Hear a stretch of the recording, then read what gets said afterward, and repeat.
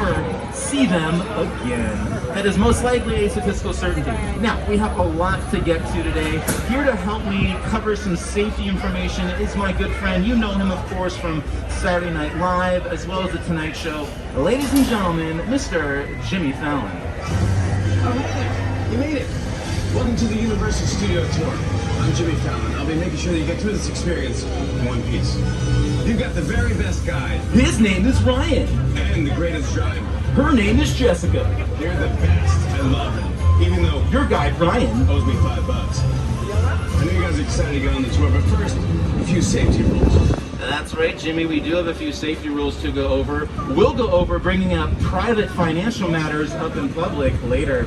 But for now, we do have some safety rules to go over, folks. Now, throughout the entirety of the tour today, if you have a medical emergency, if you have any sound or video issues, if you drop something of value off the side of the tram, like a phone or a baby, reach up and grab that red emergency cord which runs along the center of the ceiling of the tram, and I'll be back to help you as soon as it is safe to do so. Otherwise, throughout the entirety of the tour, it is extremely important that you remain seated with your arms and legs inside the tram at all times. The studio is private property. So if you do drop something out of the side of the tram, please do not hop out of the tram to get it. You would think that would be obvious. To many, it is not. So please pull out E-cord if you drop something, or if you just cannot wait to use the restroom, something like that, and I'll be back to help you as soon as I can. Be advised, the tour features loud noises, sudden tram movements, fire effects, and many water effects. Please no selfie sticks on the tour today, in capturing those wonderful moments for the gram, for the safety of yourselves and those around you. Please no smoking as well. Again, you'd think that'd be obvious. To many, it is not. And most of all, folks, let's just be kind to one another, you know? For many of you, I saw your hands raised. This is your first time back at the theme park in 18 plus months. We welcome you back with open arms, and let's try to be good neighbors and stewards of that experience for each other today. Try to minimize the side conversations and chit chat as much as possible. Not only so you don't talk over my beautiful voice, but also to not detract from the experiences of others. And please remember, folks, if you are not eating or drinking, please wear that mask. And with that, we are descending down the Universal timeline. You look to the left, you look to the right, you're going to see some of the most iconic movies ever brought to you by Universal Studios. We opened our doors March 15th, 1915. And on that day, our founder, Carl Laemmle, said he wanted to create the strangest city in the world. And folks, Universal City is in fact its own city. We have our own zip code, post office, sheriff station, fire station, real fire station, not a set from the film Backdraft. Poster on your right for reference. Great film directed by Ron Howard.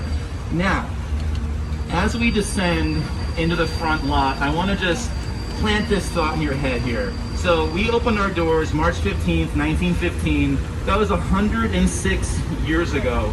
106 years ago, if you wanted to watch any kind of motion picture, it had to be in a dark room with a hand crank projector and no sound. Maybe some old-time piano playing, but that was it. Now you can watch those same silent films on your phone.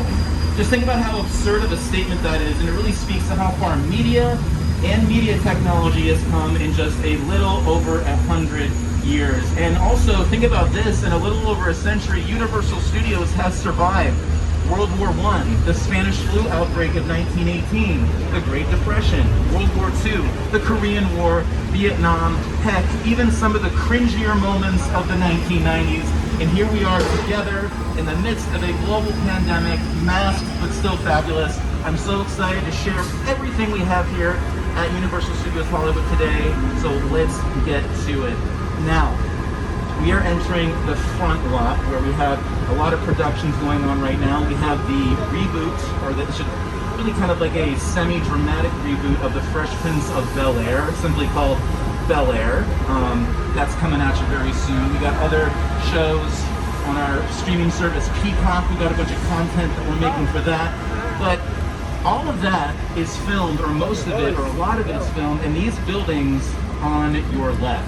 These are what we call sound stages. Just give me 1 second here, folks. Stages are basically large, insulated warehouse-style buildings that give the filmmakers the greatest degree of control possible over the elements so they can create virtually any environment that the script demands. So you can take a quick look through those elephant doors there, named because you could put an elephant through those doors if you wanted to, and believe me, they did back in the day, in the early days of Hollywood. But basically, filmmaking is just one big elaborate magic trick, and these help suspend that disbelief, to cast that spell, which is to say for an hour and a half, 2 hours, 3 hours if you're Peter Jackson, 4 if you're watching the extended cuts of his Lord of the Rings movies. But basically whisking you away out of our reality into another for a little while, hopefully meeting people who are different from you, and by the end those end credits roll, you're that much better of a person. The famed movie critic Roger Ebert, you know, the one with the thumbs, up or down, he called film an empathy machine. And I happen to very much agree with that. Empathy is all about people, folks, and we definitely have a lot of people here on the lot. Look to your left, you're gonna see part of the nuts and bolts of what make Universal Studios a living, breathing production facility. You have all these trailers here where actors go to get their hair and makeup done. You have people working on trucks with lanyards around their neck, with backpacks. What's that guy doing? Who knows? But he's probably a part of the tapestry, a part of the factory here, or Universal Studios Tokyo. We are the only Universal Studios that actually has a studios. We are the bedrock and the foundation for the entire Universal brand. And though you may associate us as a mecca of movie making, we're actually just as well renowned for our history of television production. Right here on your right, for instance, Soundstage 41 has been home to some of the most classic shows ever. We're talking Jeffersons, Murder, She Wrote, Golden Girls, All in the Family, and recently Christina Hendricks, Retta, and Mae Whitman, their hit show Good Girls was in there, just wrapped up its run a little while ago. Now, believe it or not, especially considering how we are in what many people refer to as the golden age of television, you know, with all the streaming services and the endless amounts of content which you will never finish in your natural born lives. However, I just did finish Squid Game last night, so I feel like I can continue on in my life without people constantly asking me, have I watched Squid Game? Yes, I have finally watched Squid Game. Point is, in the early days of television, movie studios hated it and they thought it was a juvenile plaything that wasn't as artistically significant as film, and they wouldn't let shows film on their lots, except for Universal. We were just a little bit more forward thinking in that regard. And when you talk about a TV show, a commercial, a music video, and yes, of course, a movie, you really can break it down into 3 phases. You have your pre-production, production, and post-production phases. And a lot of that pre- and post-production work takes place in these buildings on your left. These production bungalows are office spaces where some of the biggest names in Hollywood get their scripts written, they get ideas pitched to them, where they do all the work before they get on the set, and then afterwards to package it all up and get it out to you. But in the golden age of Hollywood, some of the biggest stars like Elizabeth Taylor and Marilyn Monroe, and to your left here with the familiar silhouette of Alfred Hitchcock in Bungalow 5195, they lived and worked inside of these bungalows as apartments given to them by the studio while they were under contract with them, which was pretty useful, beating all that LA traffic in the morning. Now, right here to your left is one of our newer sound stages, and it does look a little different from the other sound stages I've pointed out because it's a new design that we're working with, where we have the office spaces and dressing rooms on the exterior of the building, and then of course on the interior is where the action happens on the sound stage itself. And it's sort of an effort for us to consolidate the overall space that would normally be taken up by bungalows or trailers, and kind of giving productions a one-stop shop to go to. Now, this soundstage has been used for the past few years. First, the reboot of Will and Grace used it, followed by Brooklyn Nine-Nine, starring Andy Samberg. And now Andy Samberg's former SNL castmate, Kenan Thompson, is using it for his show, Kenan, which you can see the poster for on the side of the building. Now, unfortunately, because we are a legitimate production facility, you never know what's going to be using any part of the lot. Unfortunately, we're not able to go to our Metro sets, which are right here on the left. But take a look here, you'll get a nice look at some Hollywood production in action. And all that brick and mortar is in fact foam rubber and fiberglass. We have to cut costs here in Hollywood. Things are just so expensive to make, all the factors combined in a production, so much of what you see is not what you see at all. Now, I've been name dropping a bit on the tour so far. You know, Elizabeth Banks, Dwayne "The Rock" Johnson has office space here, Alfred Hitchcock, Marilyn Monroe. We've worked with a lot of great people, but another great person we've worked with, he's an Academy Award-winning director. He's got a soft spot for hobbits and giant hairy apes, and has this tour guide very excited for his Beatles docuseries, Get Back, coming to Disney Plus on Thanksgiving. Ladies and gentlemen, Mr. Peter Jackson. It's the original King Kong that made me want to direct movies. I saw that movie on TV when I was about 8 or 9 years old, and I wanted to become a filmmaker. I like films that just take you away from your real life and sweep you up an adventure. Kong literally does that. I mean, you're on board the ship, you're sailing to a lost island, you're encountering monsters and creatures from, prehistoric times. So I was thrilled when Universal invited me back to Skull Island, and it's great to have you along for the ride. Now, we have created this 3D immersive experience, so you're going to have your glasses ready. That's right, folks, and it's time to put those glasses on because we are entering Skull Island.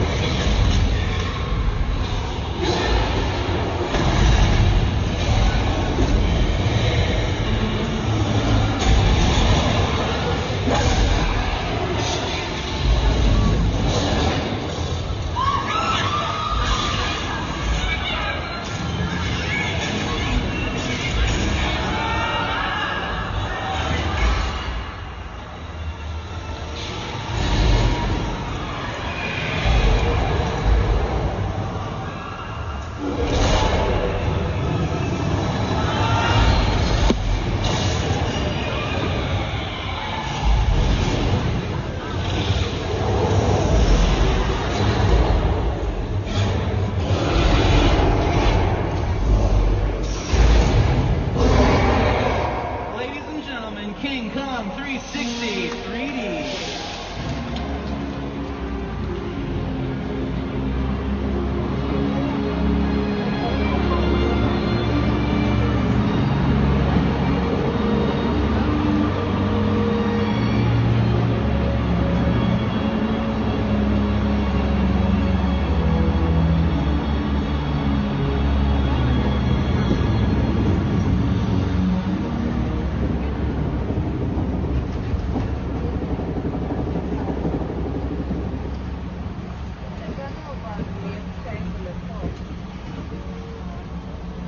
Epic stuff.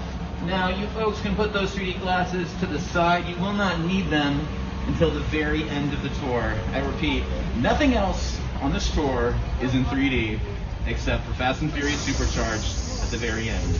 All right, now, King Kong 360 3D is truly one of the most advanced ride systems in the world. It was projected on some of the world's largest digital 3D screens. We're talking 40 feet tall, 180 feet long, and was developed by the wizards at Weta Digital, the New Zealand-based effects house founded by Peter Jackson. They've won over 5 Academy Awards for films like King Kong, Lord of the Rings, the Hobbit trilogies, Avatar, and many Marvel films. With a project like the studio tour, the audience is in the middle of the environment. Working on a movie, we always know people in the They're looking straight ahead, they're looking at the shot that we're working on. Here you have to take into account that people are looking in all directions. Also, one of the things about this ride, unlike the movies that we're used to working on, there's no cuts because it's one giant shot. This tram that's driving along through Skull Island is where the camera's from. This ring represents where the screen is 10 meters away. We're really creating about 50 minutes of a feature film. That amount of visual information, that number of pixels, and presenting them to the audience, it's a hell of a ride.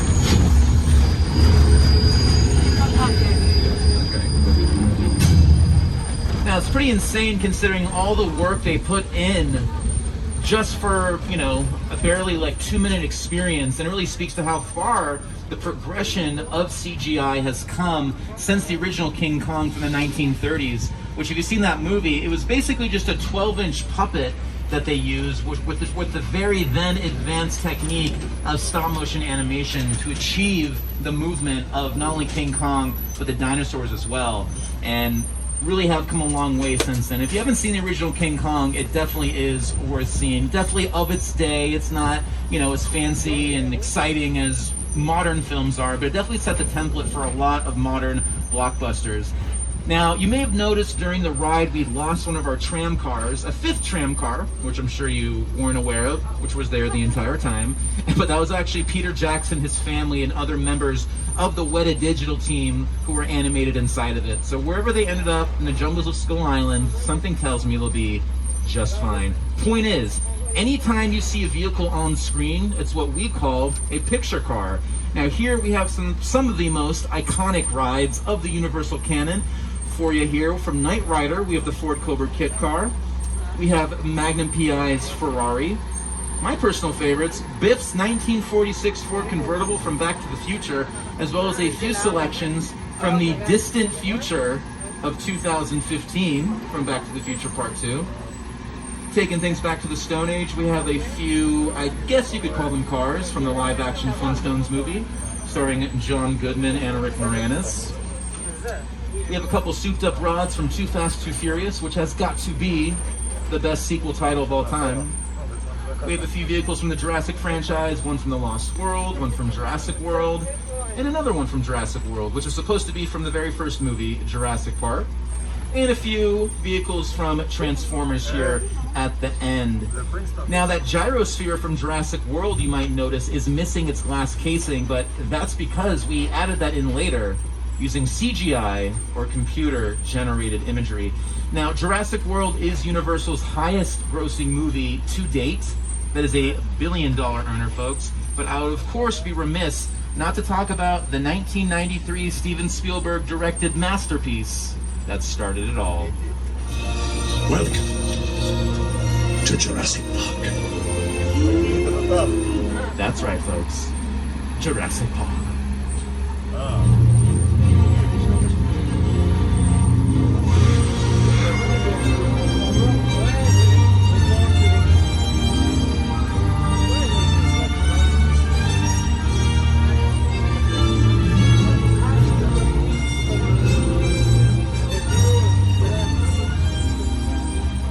Now, of course, that certified banger, crafted by the maestro himself, Mr. John Williams. He truly spared no expense in giving us a truly iconic theme with Jurassic Park. Jurassic Park is one of the more significant films of the last 30 years because it was really the first time that filmmakers were able to use CGI to fully render realistic, much less extinct characters with the dinosaurs. Now, to the right and left-hand side of the tram, we have various props and vehicles from the Jurassic sequels, The Lost World and Jurassic Park 3, as well as some featured extras who never got the memo about filming having wrapped nearly 30 years ago. Now, while many of the dinosaurs from Jurassic Park may have been CGI, that water hitting you in your face is real. Now, we did film one of the more harrowing sequences from the sequel to Jurassic Park, The Lost World, right here on the Universal front lot, which we passed by earlier. We dangled one of the mobile labs we just passed by off of one of our parking structures. Check this out.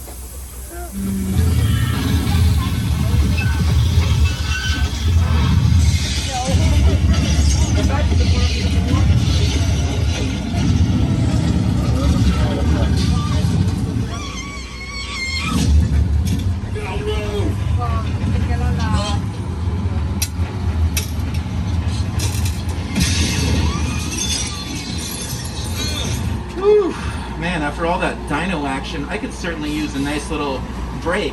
One might even say a little siesta. And wouldn't you know it, folks, we're pulling here into our Little Mexico set, and we can have just that. Now, we truly are blessed here today with a gorgeous, cloudless sky here in sunny Southern California on this Veterans Day weekend. With the weather how it's been the last week or so, I thought we were truly entering into winter, but it seems like we're getting one last gasp of summertime here in the middle of November. But hey, I'm not complaining. It truly is beautiful out here today. Again, not a cloud in the sky. The sun is shining. It is 91 degrees out, and you really just couldn't ask for better weather today to be out at a theme park. And I'm just loving being here in Universal City in the sunshine, crisp blue skies. We'll just kick back here and enjoy the lovely, lovely weather here. It truly is a phenomenal day.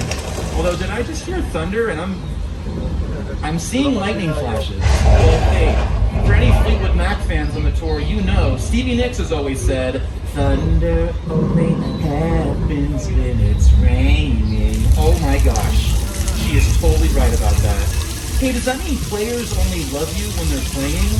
Either way, I think if we play this cool, chill out, everything will be just fine, because I do not think it'll get any worse than this.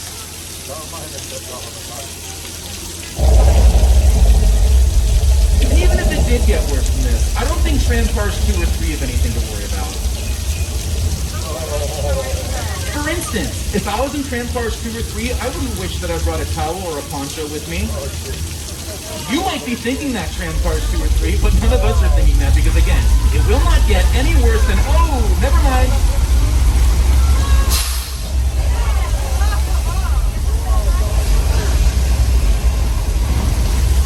When the rain washes you clean, you will know. Ladies and gentlemen, that is our flash flood. That effect was created using thousands of gallons of recycled water, pumped and collected at tanks at the top of the hill, sent rushing down for your enjoyment. And of course, that rain was created by sprinklers pointed directly up into the air, creating that cascading effect. Now, as we pull further here into our Little Mexico set, on your left, you may recognize this mission set from the very beginning of one of my personal favorite films, Three Amigos, starring Chevy Chase, Steve Martin, and Martin Short. But it was also used by one Stephanie Germanotta for her Judas music video. Sorry, that's Lady Gaga. I'm a big fan. Big fan. Now, we are crossing the Rio Grande, folks, from Little Mexico into the Old West of Six Points, Texas. And simply put, this isn't only one of the oldest and most iconic areas of Universal, but in all of Hollywood.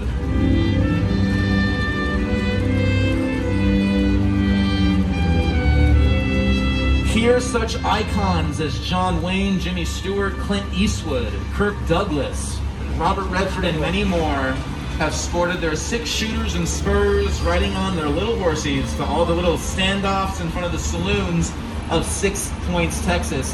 And in many ways, this is the foundation for what will become the beginnings of the Universal Studios tour, which you were all illustrious participants of, because you see, in the early days of our studio, our founder, Carl Lemley, would charge people 25 cents admission, and that got you a boxed lunch and a seat on some bleachers that he set up all around the streets of Six Points, Texas. And you could literally sit, eat your lunch, and watch a movie being made right in front of your eyes. And it really gave the actors a lot to work off of. People would cheer the heroes, boo the villains, sometimes vice versa, depending on how cool the villain was. And it really created this wonderful carnival-like atmosphere, not too dissimilar to the theme park above us today. Now, obviously, once sound was created and innovated and entered the picture in film in the 20s, the late 20s, we had to cut out that practice. But we do continue in that tradition of giving you just a little peek behind the curtain with the Universal Studios tour. Now, you can actually see Six Points, Texas most recently and prominently in Quentin Tarantino's 9th film, Once Upon a Time in Hollywood, starring Leonardo DiCaprio, Margot Robbie, and in his Best Supporting Actor Oscar-winning performance, Brad Pitt. Now, it's featured in the movie for Leonardo DiCaprio's character, who you've seen the movie, you know. He's a washed-up Western TV star trying to get his next big break, and he gets a guest starring role on a Western pilot, and pretty much most of the scenes for that portion of the movie were filmed right where we were just sitting. All right, folks. Thank you so much for remaining masked, seated, with your arms and legs inside the tram at all times. We are at the halfway mark of the tour, so just sit tight, relax. We'll get you back to the theme park very soon. We have quite a bit more to cover before we do just that. For instance, if you look right here to your left, you're gonna see a nice body of water here. This is what we call Park Lake. It has been used extensively over the years in many films and television shows. But some of you might know it a little bit better as the location of the Black Lagoon, belonging to one creature from the Black Lagoon. That is, of course, the 1954 Universal Monster Classic Creature from the Black Lagoon. And though Halloween is in our rearview mirror this year, we're out of spooky season officially and entering the holidays as we know it. It is a year-long thing that we should always acknowledge Universal's immeasurable impact in inventing the horror movie genre, with films like Dracula, Frankenstein, Bride of Frankenstein, The Wolfman, The Invisible Man, Creature from the Black Lagoon, The Mummy, the list goes on. And this part of the lot features prominently into that history. This is what we call Little Europe. And our founder, Carl Laemmle, was himself a German immigrant, and he wanted to build an area that reminded him of home. And so he built it, and it's been used extensively over the years, but it's featured very, very prominently in the Universal Monster Classics. It's been home to many an angry villager over the year who's sported pitchforks, torches, chasing down creatures who, let's be honest, just wanted some love, acceptance, and for somebody to tell them that everything was good. Speaking of good, though, some of you might be a little bit more familiar with this location as The Good Place. You, Eleanor Shellstrom, are dead. Cool. This location, the afterlife, come on. I have never ever seen this. You're in the good place. I'm not supposed to be here. I can't risk going to the bad place. Maybe it's not all that bad. How can I help you? What is the bad place like? Well, it doesn't sound awesome.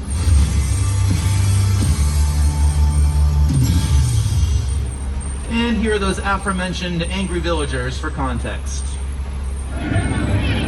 Listen now, the monster. He's in the woods. Get out the bloodhounds.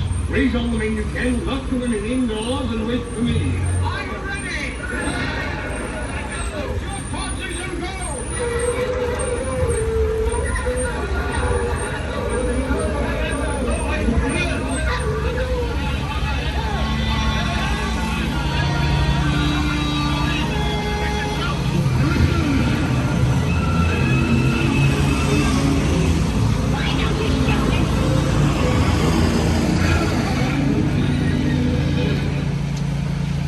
I don't want to say anything, folks, but it looks like Jessica has been granted access to a hot set today. This is pretty cool. So not always do we get to, we have varying degrees of giving you a peek behind the curtain, but today we truly are getting a inside peek at the movie making process. We are about to enter a hot set. A hot set is any set currently being used for filming. I have really no idea what to expect today. They talked about that we might be able to take tours in here today, so your guess is as good as mine about what we will see once we enter inside of here. Oh, okay. So as soon as you get in here, look to your left and you're gonna see what looks like a lot of lighting equipment and a camera that has film in it, which is pretty cool. I mean, a lot of productions shoot digitally nowadays. It's great to see them kicking it old school in this some kind of metro set, like a subway station that says "Welcome to San Francisco." Maybe it's the parks for all you Bay Area people. Oh, look, they have Crafty set up over there. So they have apples, bananas, oranges. Ooh, are those muffins? I could definitely go for a muffin. Oh. Hey, you know what? This is California. We get Trevor's just chill out and. Oh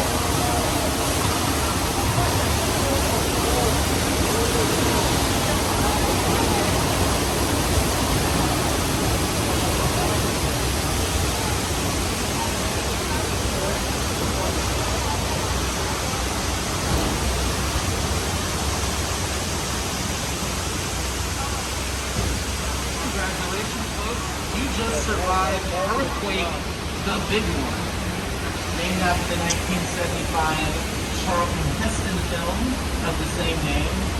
That is a prime example of what we call in-camera practical effects as opposed to CGI.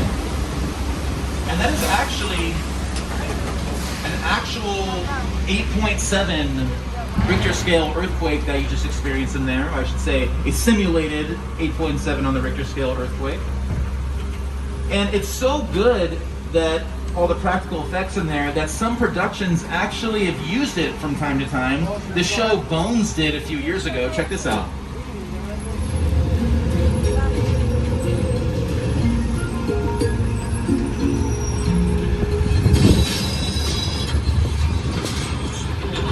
What's going on?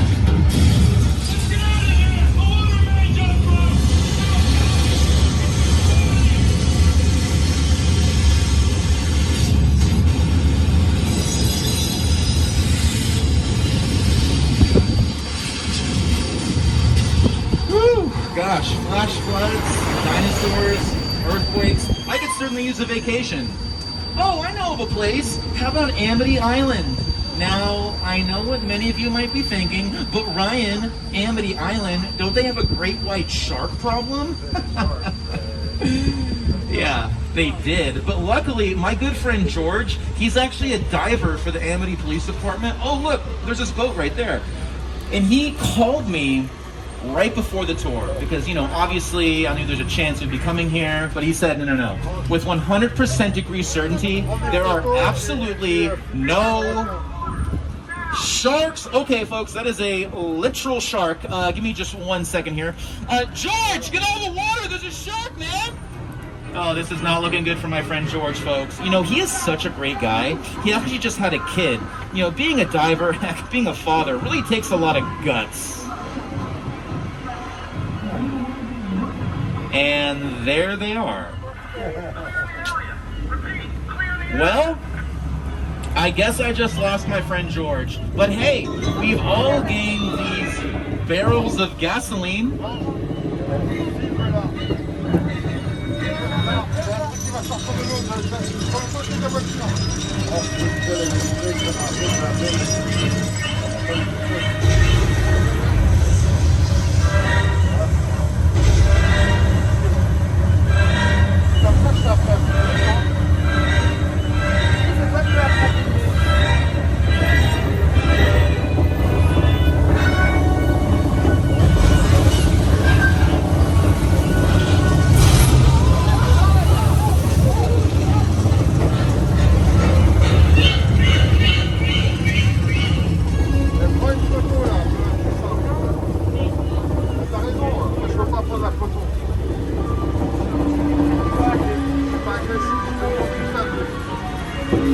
Now, folks, if you look behind you, you're going to see the only shark in the world capable of performing the backstroke. Good boy, Bruce. Now, Jaws, one of the greatest movies of all time. It also had one of the worst making of experiences you can possibly imagine.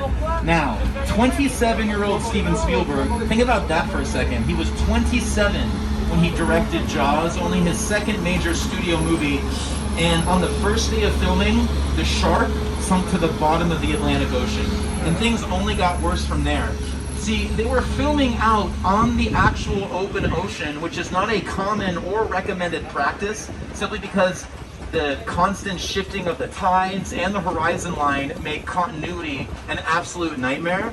But the cast and crew were getting seasick left and right. I mean, it was a total, unmitigated disaster. Here's Steven Spielberg and other members of the cast to tell you just how bad it got. That's a much from a lion shark. The shark was frustrating. It didn't really work all the time. It didn't work hardly at all. Wherever you were on the island, you could hear the radio waves. They were always saying, the shark is not working. Repeat, the shark is not working. We just waited around. We just waited and waited and waited. The shark worked well enough for a while there, and we just felt fine. So I really owe the shark a lot.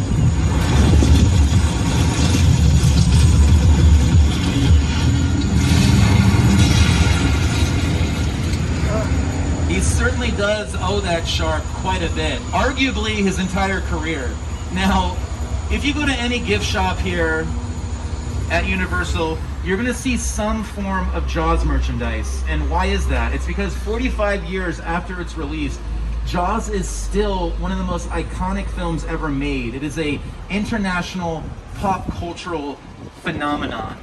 And it's really a movie that almost did not happen, and it really had Steven Spielberg's career riding in the balance, simply because, you know, he was a very young filmmaker. It was based off of a very popular novel at the time, and so there was a lot of expectation on the movie to succeed. And again, it almost didn't happen. The movie took almost 8 months to complete filming. Typically a movie, you're gonna have it be 2-3 months of shooting max, but they were all stranded on Martha's Vineyard for 7 months, and many people talk about it being a more than harrowing experience. But I think there's a couple happy accidents associated with all the chaos that have vaulted it to the pop cultural phenomenon status that it achieved. And I think, so the first happy accident was that the shark wasn't working. Well, actually, the 3 sharks they used for filming, depending on the shot they needed, never worked the way they were supposed to. And the shark was originally supposed to be featured far more prominently in the film than we actually see it. And if you've seen Jaws, you know, for about 50% of the movie or so, you don't see the shark. And that was kind of an early spark of genius born out of necessity on Steven Spielberg's part. And what he did was he innovated a new way of presenting a thriller monster type movie, which is that you don't actually see the thing that is causing all the terror. But what it did is it put the audience to the perspective of the people who were swimming in the ocean, the people in the town experiencing this unknown behemoth lurking beneath the waves. And that was a very new way of showing a monster type movie like that. And oftentimes not seeing the monster is even scarier than seeing it. He was filming Schindler's List, and if you've seen Schindler's List, that is an extremely difficult but important movie. So while he was making this escapist popcorn flick, of which I think he truly did perfect that genre of filmmaking with, you know, obviously movies like the Indiana Jones trilogy, and I would put Jurassic Park into that category. He was making a vitally important portrait of the Holocaust. So it really speaks to his range and importance as an artist. Now, if you folks didn't get your fill of picture cars earlier, I got great news for you. We got more. Up note, we have Dominic Toretto's black Dodge Charger from The Fast and the Furious. My personal favorite, John Dillner's yellow Deuce Coupe from American Graffiti. We have the Smythe's piano service truck from Oh Brother Where Art Thou. And there's an off-color cream coupe, third car to the last row there, that met its end at the bottom of a swamp because the proprietor of a mom and pop, emphasis on mom, motel, just couldn't keep his hands to himself. I am, of course, referring to Norman Bates, the Bates Motel, which is one of the oldest and most iconic sets still standing in Hollywood from Alfred Hitchcock's 1960 thriller masterpiece, Psycho.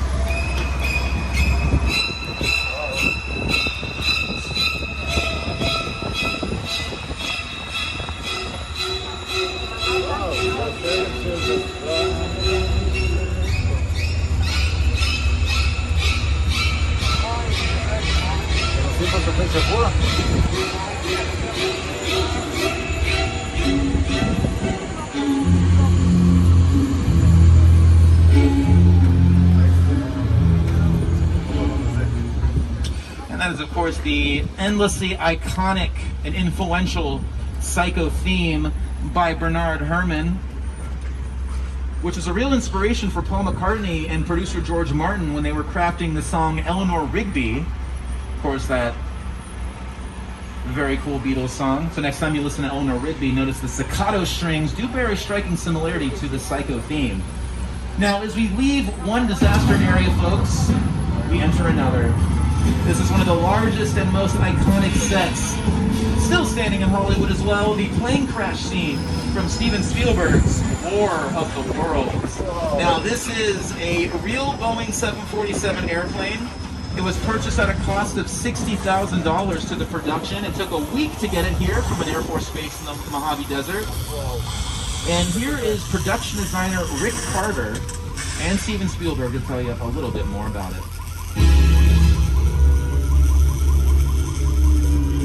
The airplane crash was a perfect example of a set that is all designed around a vision of Stephen Hawking. You just again to sit down to talk about the world.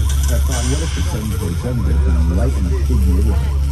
Because it's just something you don't see. You're doing good. If you can listen to me. Listen to me. Listen to me. Close your eyes, okay? Now I'm closed. Oh, good.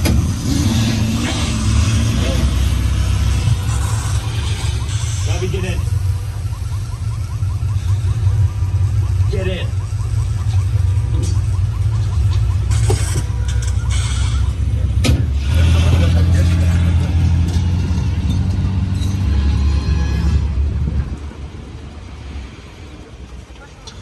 All right, folks, we have officially reached the 10-minute mark of the tour, and thus the third and final time I am legally obligated to remind you to remain masked, seated, with your arms and legs inside the tram. Y'all have been so fantastic in that regard. Thank you so much for not making me the mask police. It's not a fun thing, believe me. But we'll get you back to the theme park very soon. We have a couple more surprises for you before we do just that. Now, as we round the corner here, I'm going to ask you to look to your right, and you're going to see a massive blue screen, or you should. If you don't, maybe consult your doctor. But there's a big blue screen there, and in front of it is a tank which can be filled with hundreds of thousands of gallons of water. This is what we call Falls Lake. Now, I'm going to show you a clip from the Tom Hanks movie Sully to illustrate just how it's used. Evacuate. All right, so imagine the tank has been filled with water.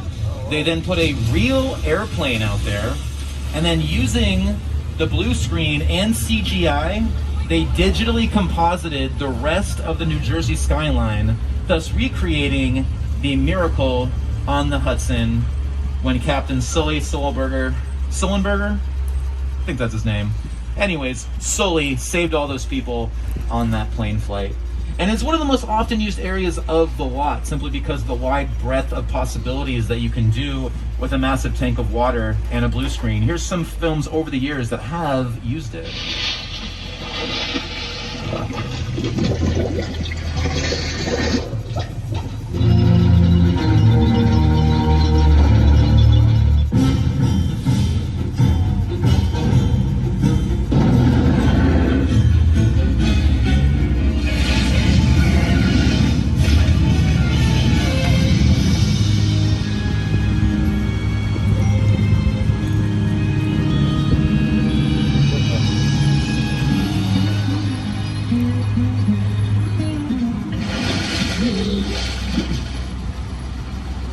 All right, folks, I've been yammering on about the movies all day, but now it is time to put you into the movies. So, here's the plot.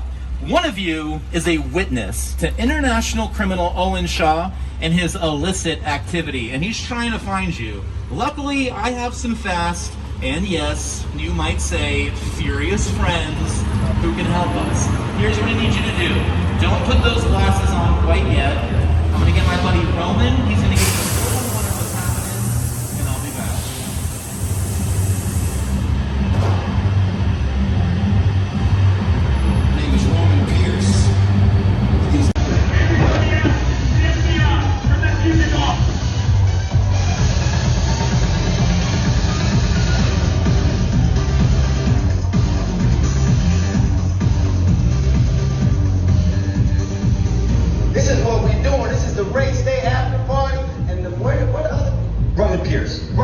FBI, don't move.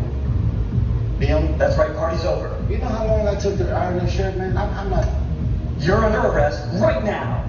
Ladies, just back up a little bit. Got it. It's lightweight. First of all, I don't work for you. Oh, really? Well, tell me, Roman, who do you work for? We don't work for nobody. Common suggestion, clear out of here, otherwise we can't guarantee your safety. Guarantee my safety? I'm the one holding the gun. Yeah, but mine's a whole lot bigger than yours. Escort this novice out. Let's go, Cookie Puss. You got an ugly suit on, man. It's cheap. Somebody out there really pissed off Shaw. It's gonna get ugly fast. Yeah, don't worry.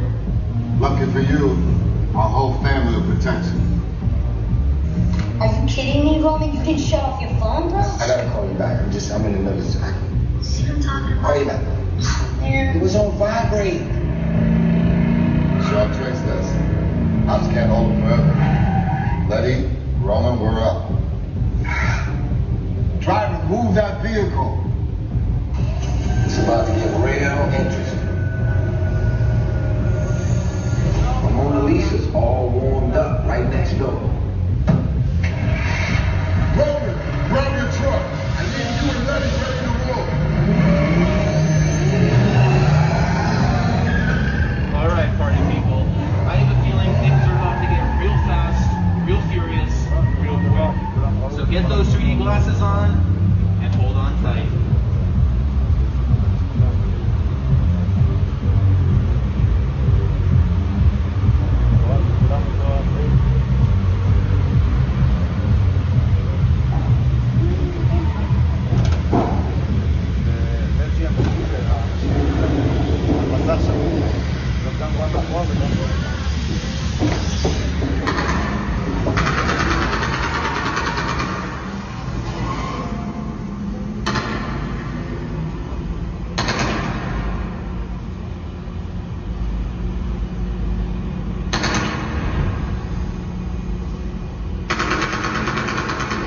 Which one of you is the witness? Speak now or you all get fried!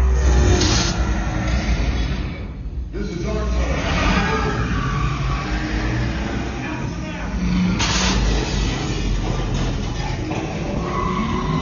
Okay, guys, it's showtime.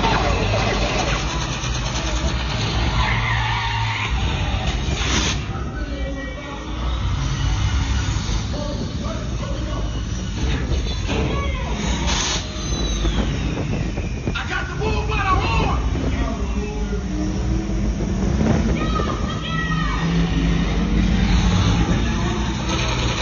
I got company!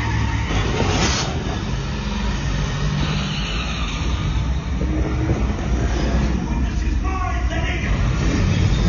How about you, you asshole? Don't think you're getting away! Way to go, Letty. Drone's lining up the missile shot! Not gonna happen. Don't worry, I got this. Roman, don't shoot! Head from the bridge! Under construction! Everybody hold on! Hit the entrance. I'm done.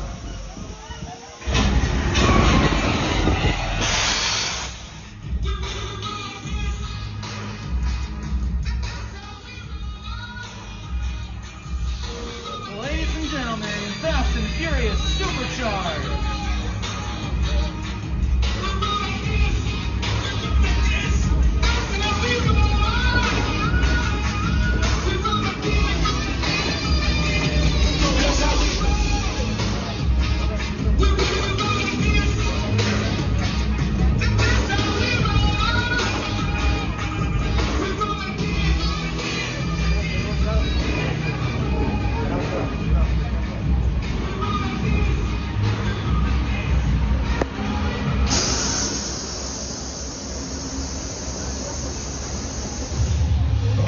Everybody, you protected the witness and you can resume breathing. You know it's crazy out there. You guys ride hard. Respect. No, my Mona Lisa got messed up a little bit, but it's all good. We got through it. Y'all held us down. Appreciate it. They say the bigger the family, the stronger it is. You guys did good out there. And you're welcome to join our crew anytime. Aw, Dominic. Well, folks, you know what that means. We're family. And with that, we've just about neared the end of our tour, but before we do wrap things up for the day, there's just a few people I'd like to thank. First and foremost, big shout out to His Majesty King Kong for saving us from multiple T-Rex. Very big of him to do that. Thank you to Dom and his crew for saving us from Owen Shaw. Clutch move on their part. Thank you so much to our driver, Jessica. Let's again give a big warm round of applause for her for getting us around the lot safely and with style. We do appreciate our drivers. But most of all, I want to thank each and every one of you for coming out here today. It's obviously been kind of a weird 18 months or so, but wherever you came from, whatever you've been through, whatever got you here to this day, you're back not 6 feet apart from people at a theme park, which definitely was not the case this time last year, and that is definitely cause worth celebrating. So thank you so much for coming back here, spending the day with us here at Universal Studios Hollywood, taking those first steps back to some kind of normalcy with us here. Please stay safe and continue to follow your county's local COVID guidelines, and we will get through this together. One more thing, go see Waterworld. It has everything. Boats, jet skis, exploding airplanes, amphibious fish people. It is the longest running show based off of one of the least successful movies ever. Need I say more? I've been Ryan, she's Jessica. Again, thank you so much for joining us here at Universal Studios Hollywood. Do me one more favor, take care of yourselves, take care of each other, and have the time of your lives. That is a wrap.